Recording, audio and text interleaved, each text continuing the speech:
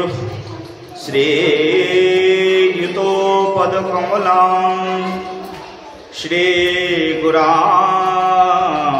वैष्णवांश्च श्रीरूपां सग्रजातां सहगनो रघुनाथं नितमतां सजीवाम् साद्वैतां सवधूतां परिजनसहितां श्रीकृष्ण चैतन्य देवां श्रीराधा कृष्ण पादना सहगन ललिता श्री विशाखान्वितामश्च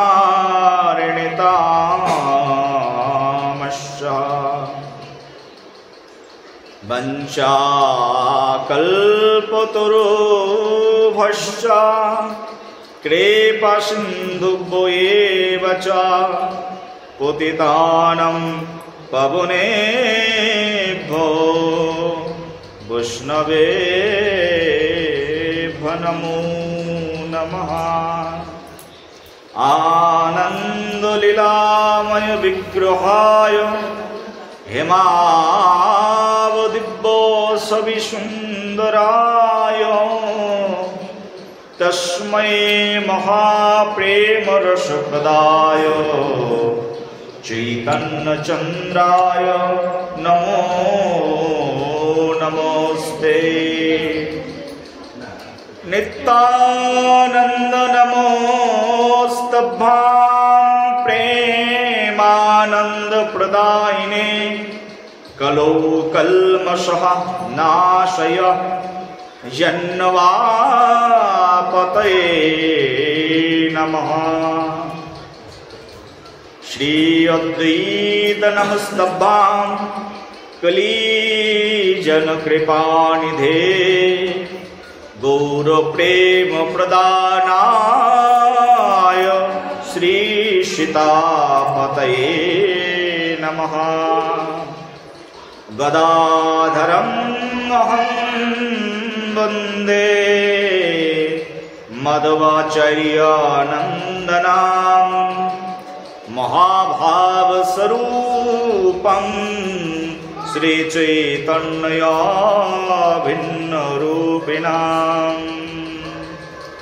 श्रीवासपण्डितां नौमि गौराङ्गप्रियपार्षदां ईश्वरकृपालब्धयुपि गौराङ्गे जयते रतिः। वन्दे श्रीकृष्ण चैतन्य नित्यानंद सहोदितो गौरदये पुष्पवन्तो चित्रौ शब्दौ तमोनुदौ अजानुलम्बितो भूयौ कनकायवदातो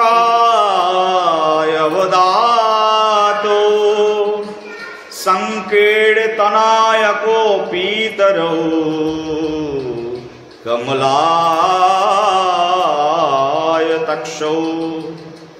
विश्वम्भरो द्विजवरो युगधर्मपालो वन्दे जगत्प्रियकरो करुणावतारौ नमो नलिनेत्राय वेणुबद्धविनोदिने राधाधरो सुधापाने स्वालिने वनमालिने राधामदासेश्वरीं डिम्बां गोविन्दमयीनां परां वृषभानुसुतां देवीं नमामि श्रीहरिप्रियं।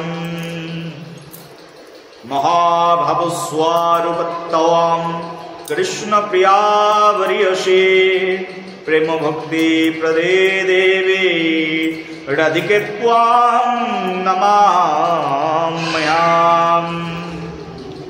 वंदे वृंदावनो गुरुकृष्णं कमललोचनां वल्लभी वल्लभां देवां राधयालिङ्गितविग्रहां वृंदावे तुलसीदेवावे प्रियावे केशवश्च कृष्ण भक्ति प्रदेवे सत्ववत्ताय नमो नमः। श्री गौरांग नित्यानंद श्री अद्वैत चंद्र गदाधर श्रीवासादि गौर भक्त वृंद। हरे कृष्णा कृष्ण कृष्ण हरे हरे हरे राम राम राम हरे हरे। जय जय कृष्णचंद्र भगवान की जय जय राधारमण लाल की श्याम सुंदर कन्हैया लाल की गिरिधारी गोपाल की जय जय निताई गौड़ प्रेमानंदे हरे हरे बोल।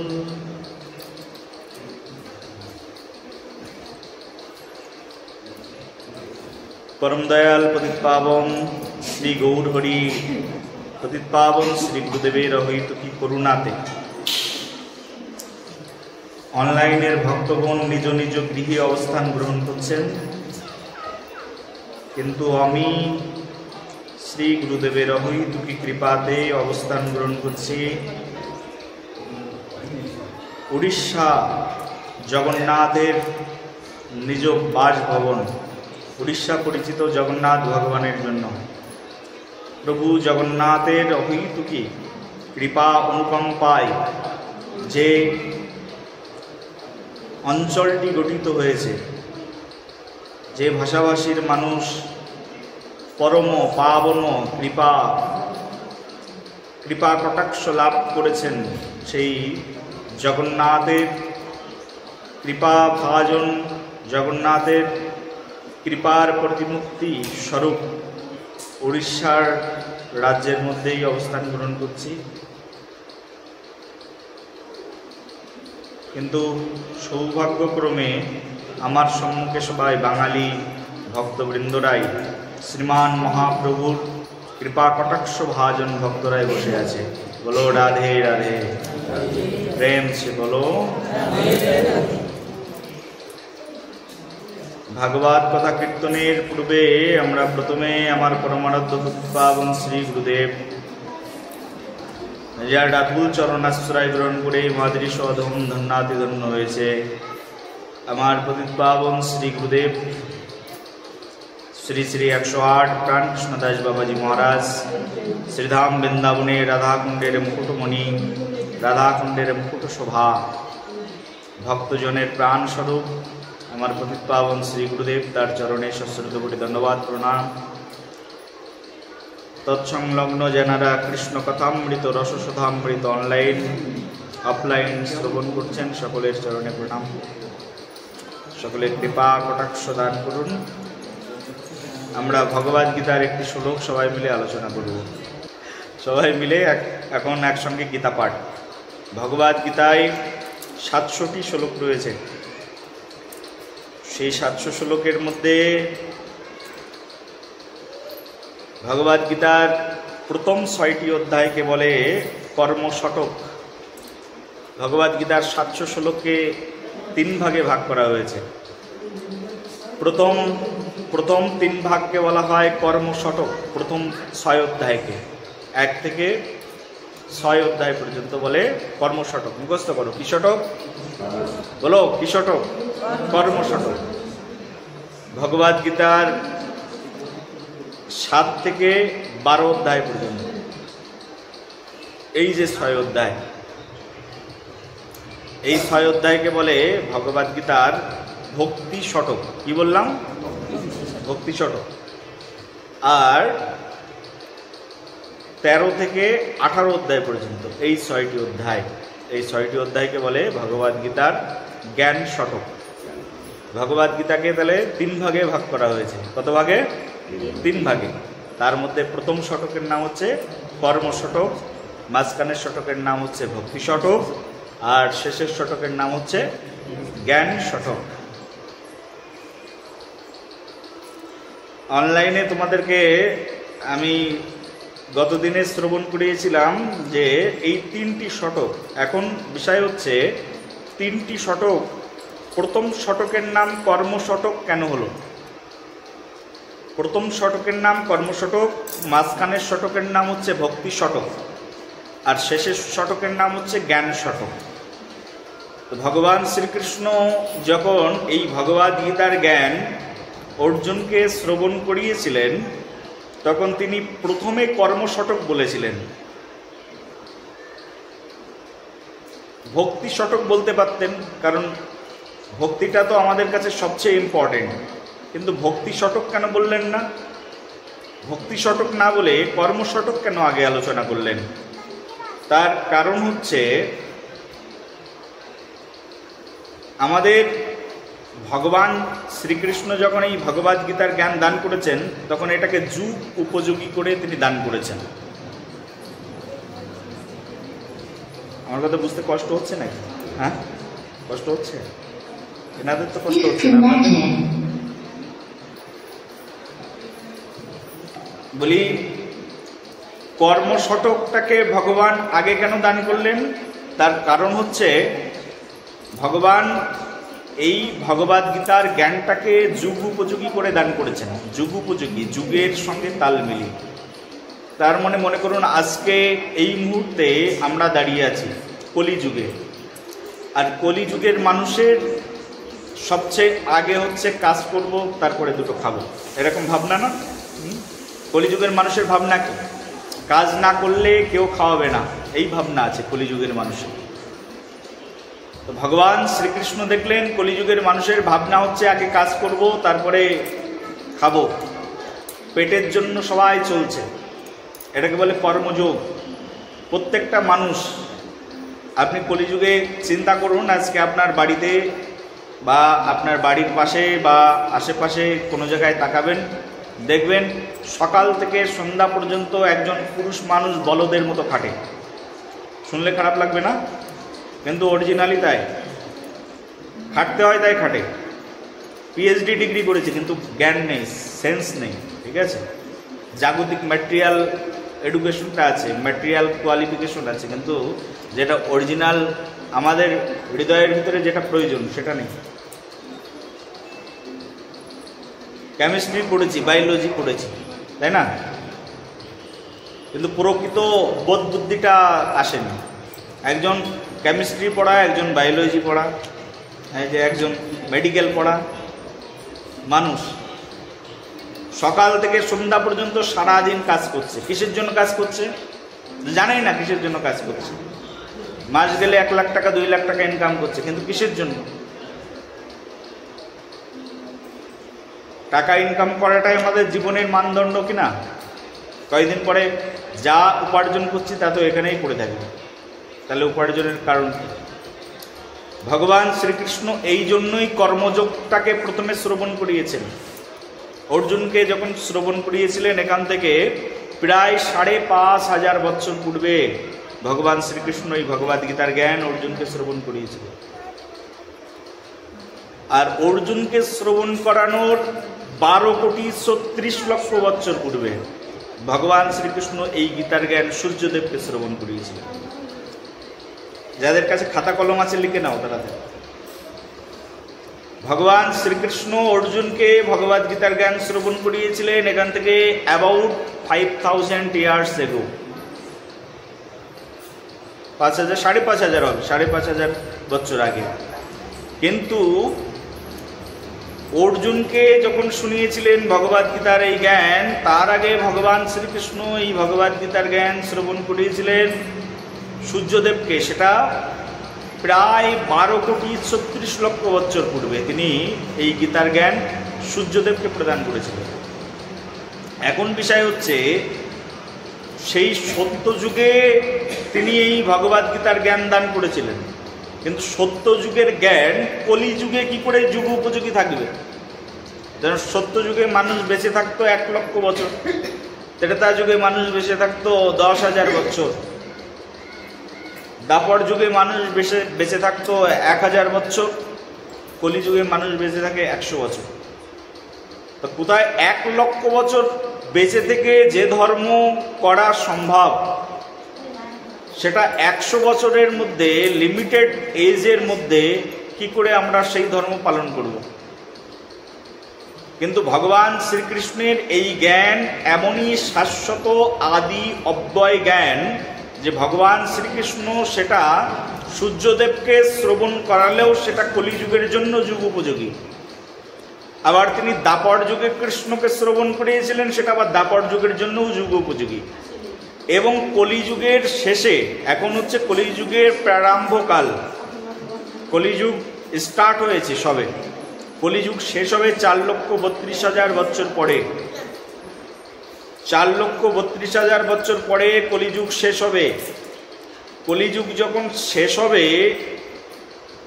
কলিযুগের শেষ লগ্নেও যুগ উপযোগী যদি কোনো গ্রন্থ থেকে থাকে, যুগ উপযোগী যদি কোনো জ্ঞান থেকে থাকে কলিযুগের শেষ ভাগেও, সেটির নামও হচ্ছে ভগবদ গীতা। ভগবদ গীতাকে ভগবান শ্রীকৃষ্ণ এমনইভাবে যুগ উপযোগী রূপে প্রস্তুত করেছেন। ভগবান শ্রীকৃষ্ণ সেই জন্য প্রথমে কর্মযোগকে দিয়ে দিলেন, কারণ বেশিরভাগ মানুষ কর্মকেই প্রাধান্য দেবেন, কর্মযোগী হবেন, ভক্তিযোগী হতে চাইবেন না। কারণ ভক্তিযোগ অনুশীলন করাটা এতটাই গুরুত্ব, সেটা একজন মানুষের বহু জন্ম অতিবাহিত হলে সে ভক্তিযোগ সম্পর্কে জানতে পারে। ভগবদ গীতায় আমরা যখন 4th অধ্যায় পড়াবো, তখন আমাদের একটা শ্লোক আসবে, বহুনাম ইয়ান্মনামন্তে জ্ঞানবনাম প্রপাদ্যন্তে বাসুদেবম সর্বামিতি সমহাত্মা সুদুর্লভ। এই শ্লোকের অর্থ হচ্ছে ভগবান শ্রীকৃষ্ণ বলছেন যে একজন মানুষ কৃষ্ণ ভক্ত হওয়ার জন্য, একজন মানুষ যে কৃষ্ণ ভক্ত হয় এটা এক জন্মে কৃষ্ণ ভক্ত হতে পারে না। বলে কৃষ্ণ মন্ত্রে কেউ দীক্ষা নেয় বা কৃষ্ণ কথা শ্রবণ করেন, কৃষ্ণ ভক্ত হন, তার জন্য তাকে বহু জন্ম অতিবাহিত করতে হয়। বহু নাম জন্ম নেমান্তে, বহু জন্ম অতিবাহিত হলে, তাও বহু জন্ম, এক জন্ম হয়তো এরকম অনুকূল ঠাকুরের ভক্ত হয়ে যায়, এক জন্ম হয়তো কোনো মেলেচ্ছদের ভক্ত হয়ে যায়, কলাগাছ ভগবানের ভক্ত হয়ে যায়, এক জন্ম বটগাছ ভগবানের ভক্ত হয়ে যায়। এই রকম বলছে 4 লক্ষ মানব জন্ম হয়। 4 লক্ষ মানব জন্ম, তার মধ্যে কেউ হিঙ্গলা দেবীর ভক্ত হয়ে যায়। আমি ওই জঙ্গলের মধ্যে দেখি হিংলা মাতা, হিংলাজ দেবীর ভক্ত হয়ে যায়। এক জন্ম তো হিংলাজ দেবীর উপাসনা করতে করতে কেটে যায়, এটা ফাইনাল তার জন্য নয়, কারণ উদ্ধার হতে পারলো না সে। কেউ কেউ আছে পাহাড় পর্বতের পুজো করতে করতে জীবন অতিবাহিত হয়ে যায়, ওই জন্মটা তার ওইভাবেই চলে যায়, কৃষ্ণ ভক্ত হতে পারে না। বলে কৃষ্ণ ভক্ত কখন হয় মানুষ? বলছে এইরকম বহু দেবদেবতার উপাসনা করতে করতে, বহু উপদেবতার উপাসনা করতে করতে, বহু উপসংহিতা গ্রন্থ অধ্যয়ন করতে করতে একদিন তার ভিতরে সদ্বুদ্ধি, শুভ বুদ্ধির উদয় হয়। যখন তার ভিতরে শুভ বুদ্ধির উদয় হয়, তখন তার প্রথম যেটা হয় সেটা হচ্ছে তার সাধু সঙ্গ হয়, আর সাধু সঙ্গের প্রতি তার রুচি হয়। যখন সাধু সঙ্গের প্রতি কারোর রুচি হয়, সাধুর প্রতি যখন সম্মান জন্মায়, সেই সম্মান থেকে তার আস্তে আস্তে ভক্তি জন্মায়।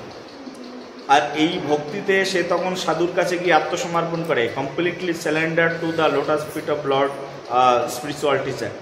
সম্পূর্ণরূপে কোনো স্পিরিচুয়াল মাস্টারের কাছে, কোনো দীক্ষাগুরুর কাছে সম্পূর্ণরূপে সমর্পণ। আধা সমর্পণ নয়। আধা সমর্পণ কেমন? যে গুরুদেব আমি সেবা করব, এরকম নয়। হে গুরুদেব, আপনার চরণে আমার জীবন, দেহ, মন, প্রাণ সম্পূর্ণরূপে সমর্পণ করলাম।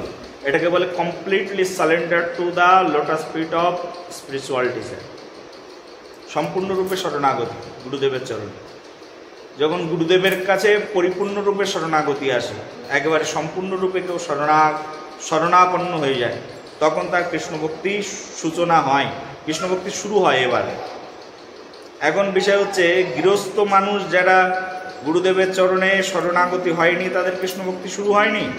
বলে তাদের কৃষ্ণভক্তি শুরু হয়নি, তারা কৃষ্ণভক্তির আভাস পেয়েছে। যেমন মনে করো সূর্য ওঠে আকাশে, সূর্য ওঠার আগে আমরা সূর্যকে দেখতে পাই না, কিন্তু দিনের অনুভবটা করব, তাই না? আছে না এরকম? সূর্য ওঠে আকাশে, কিন্তু সূর্য ওঠার আগে সূর্যকে দেখতে পাই না, কিন্তু আমরা বই পড়তে পাচ্ছি, চলতে পাচ্ছি, বলতে পাচ্ছি, এই সময়টাকে বলে প্রভাত। কিন্তু সূর্য ওঠে কি? সূর্য দেখা যায়? সূর্যকে দেখা যায়। বলে আমাদের জীবনটা হচ্ছে এইরকম, যারা সবে দীক্ষা নিয়েছে, গৃহস্থ জীবনে ছেলে মেয়ে নিয়ে থাকে, জাস্ট গুরুদেব আছে, এইটুকু ভক্তি। এটাকে বলে ভক্তির এক অংশও পৌঁছায়নি, তার মানে 1% হয়নি ভক্তি। এটা হচ্ছে ভক্তির একেবারে আভাস, তার মানে ভক্তিতে প্রবেশ করার প্রথম পদক্ষেপ। ভক্তি কখন শুরু হয়? বলছে ভক্তি শুরু হয় তখন যখন কেউ সম্পূর্ণরূপে গুরুদেবের প্রতি নির্ভরশীল। তার মানে গুরুদেব যা বলবেন, গুরুদেব খেতে ডাকলে খাবো, গুরুদেব ঘুমাতে বললে ঘুমাবো, গুরুদেব বলেছেন যাও তুমি জঙ্গলের মধ্যে এই জীবনটা কাটিয়ে দাও, ওটাই ফাইনাল, আমি আর লোকালয়ে বেরাবো না, জঙ্গলের মধ্যেই জীবন কাটাবো। গুরু ভক্তি, নৈষ্ঠিকী ভক্তি। এই হচ্ছে ভক্তি শুরু হয়, ভক্তির পর্যায়।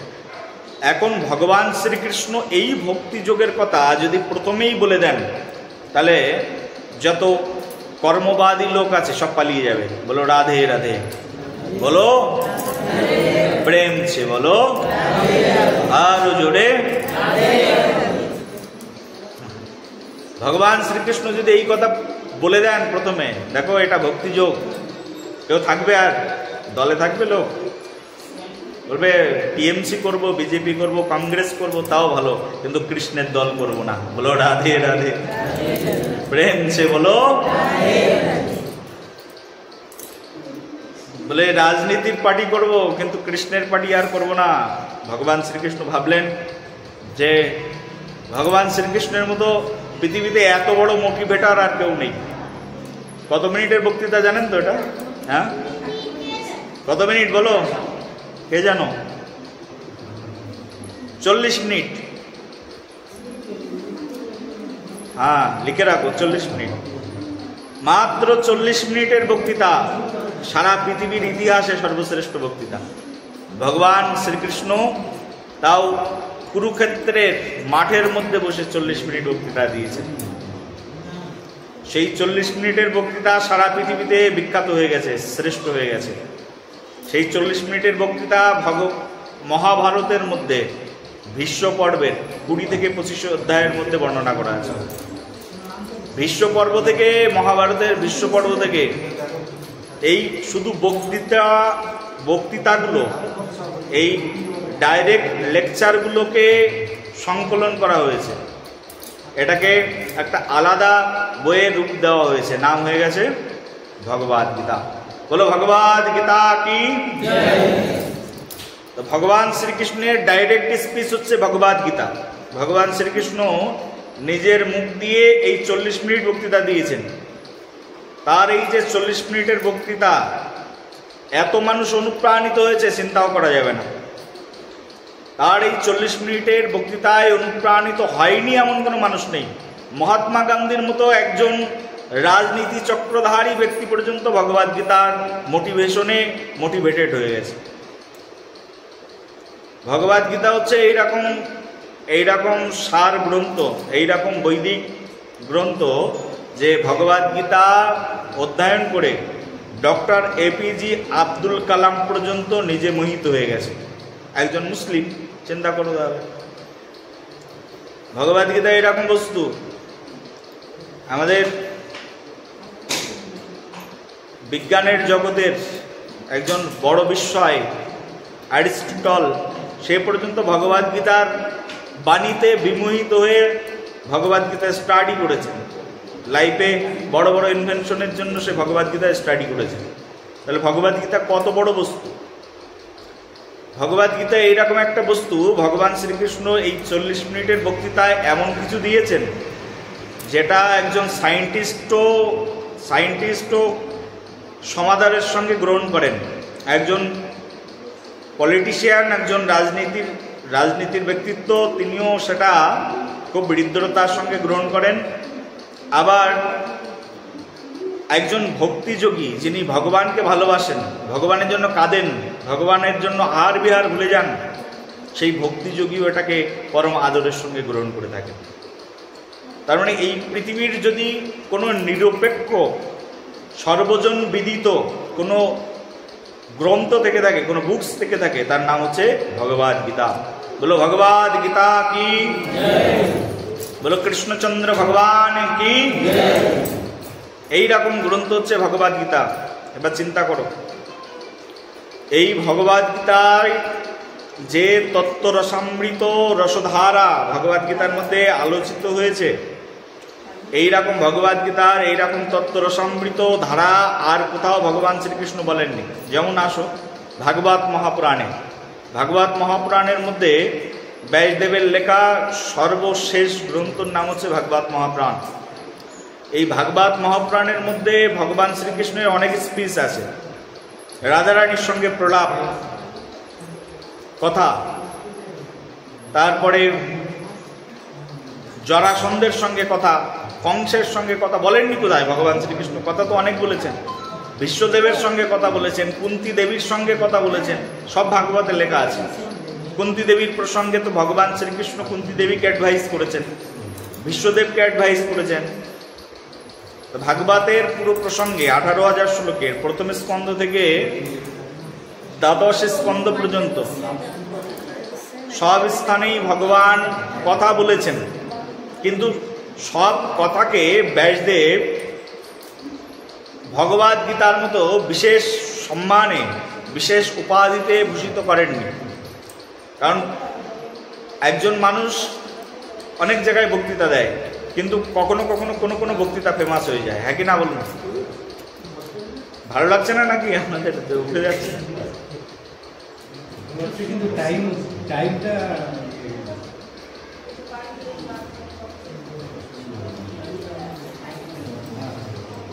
তো ভগবদ্গীতার এই যে বাণী বা ভগবদ্গীতার এই যে জ্ঞান, এই ভগবদ্গীতার জ্ঞান পরম আদরে সবার সামনে, সকলের সম্মুখে প্রদান করার কারণ হচ্ছে এই ভগবদ্গীতার মধ্যে পরমেশ্বর ভগবান শ্রীকৃষ্ণ প্রথমে কর্মযোগের কথা বললেন, এবার মাঝখানে তিনি বললেন ভক্তি শতকের কথা। তার কারণ হচ্ছে একটা এক্সাম্পল দেওয়া হয় এরকম, মহাজনরা একটা এক্সাম্পল দিয়েছেন, একটা উদাহরণ দিয়েছেন। একজনের বাড়িতে যদি একটা ডায়মন্ড থাকে, হীরা থাকে, বা বহু মূল্যবান সোনা থাকে, এই সোনাটা বা এই হীরাটা ওই ব্যক্তি, তার বাড়িতে একটা আলমারি আছে, আলমারির মধ্যে কোথায় রাখবে? প্রথম সারিতেও রাখবে না বুদ্ধিমান লোক হলে, আবার নিচেও রাখবে না, একবারে মাঝখানের যে লকারটা তার মধ্যেই রাখবে। মাঝখানের লকারের মধ্যে খুব যত্নে সেটাকে সংরক্ষণ করে রাখবে, কারণ সেটা সবচেয়ে মূল্যবান বস্তু। উপর দিক থেকে যদি ক্ষত শুরু হয় তাহলে মাঝখান পর্যন্ত আস্তে আস্তে সে প্রোটেকশন পেয়ে যাবে, আবার নিচ থেকে যদি আবার ক্ষত শুরু হয় তাহলে মাঝখান পর্যন্ত আস্তে আস্তে প্রোটেকশন পেয়ে যাবে। বুদ্ধিমান মানুষ সেটাকে মাঝখানেই রাখেন। তেমনইভাবে ভগবান শ্রীকৃষ্ণ ভগবদ্গীতার 3টি পর্বকে আলোচনা করেছেন। তার মধ্যে প্রথম পর্বের নাম হচ্ছে ভগবদ্গীতার কর্মশতক। প্রথমে কর্মযোগের কথা বলেছেন, কারণ জ্ঞান যোগের কথাও বলেননি, কারণ শুষ্ক জ্ঞান কেউ শ্রবণ করবেন না, কারণ জ্ঞান শ্রবণ করবার জন্য অনেক তপস্যার দরকার হয়, জ্ঞান মানুষ সহজে গ্রহণ করতে চায় না। সেই জন্য ভগবান শ্রীকৃষ্ণ প্রথমে কর্মযোগ দিয়ে দিলেন, যে কর্ম করো। এবার কর্মযোগ সম্পর্কে জান। প্রথমে কর্মশতক আলোচনা করলেন ভগবদ্গীতার প্রথম 6 অধ্যায়ে। তারপরে ভগবান শ্রীকৃষ্ণ ভগবদ্গীতার মাঝখানের 6 অধ্যায়ে তিনি ভক্তি শতক আলোচনা করলেন। এবং সর্বশেষে ভগবান শ্রীকৃষ্ণ জ্ঞান শতক আলোচনা করলেন। এখন বিষয় হচ্ছে ভক্তি শতক সবচেয়ে মূল্যবান বস্তু, আর এই কারণে ভগবান শ্রীকৃষ্ণ ভক্তি শতকটাকে মাঝখানে আলোচনা করলেন, কারণ মিডিলেই রয়েছে।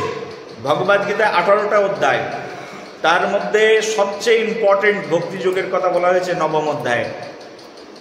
নবম অধ্যায়ের মতো এত ভক্তি বিশ্লেষণ ভগবান শ্রীকৃষ্ণ আর কোনো অধ্যায় করেননি।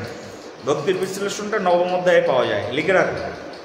নবম অধ্যায়ের মধ্যে ভগবান শ্রীকৃষ্ণ সবচেয়ে ইম্পর্টেন্ট ডিভোশনাল অ্যাক্টিভিটিস যেগুলো, সেগুলোকে নবম অধ্যায়ের মধ্যেই উনি উল্লেখ করেছেন। ভগবদ্গীতা প্রথম থেকে একেবারে শুরু করে নবম অধ্যায়ের লাস্ট পর্যন্ত সব কিছুই একেবারে ডিভোশনাল অ্যাক্টিভিটিস। কী করে একজন ভক্তিযোগী বেটার ভক্তি করতে পারে, সেটা নবম অধ্যায়ের মধ্যে ভগবান শ্রীকৃষ্ণ আলোচনা করেছেন। তার নবম অধ্যায় মাঝখানে রয়েছে, আর তার এদিকে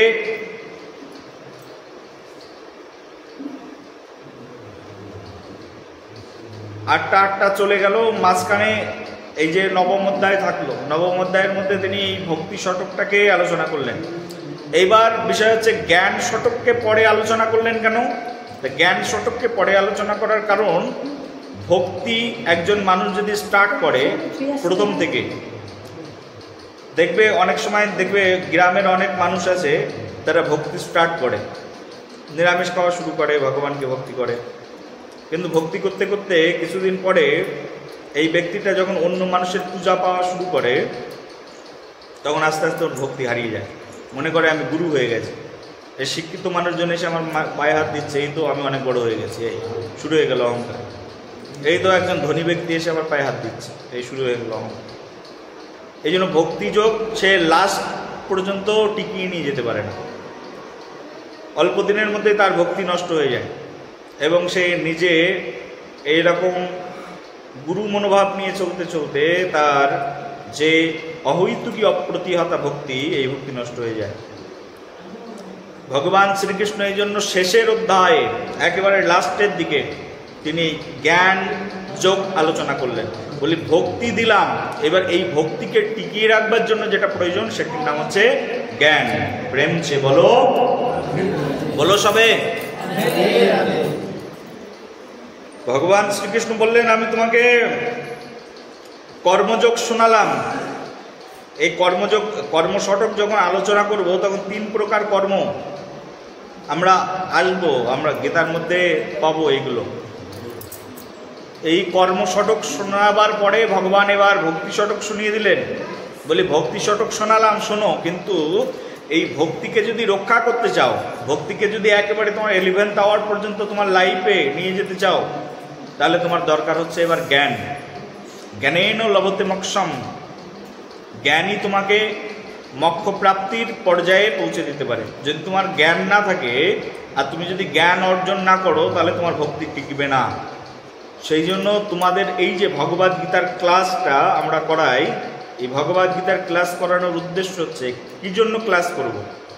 ইন্টারনেট খরচ করে, টাকা খরচ করে, জুমে এসে অ্যাড হয়ে কেন আমি অনলাইনে ক্লাস করতে যাব?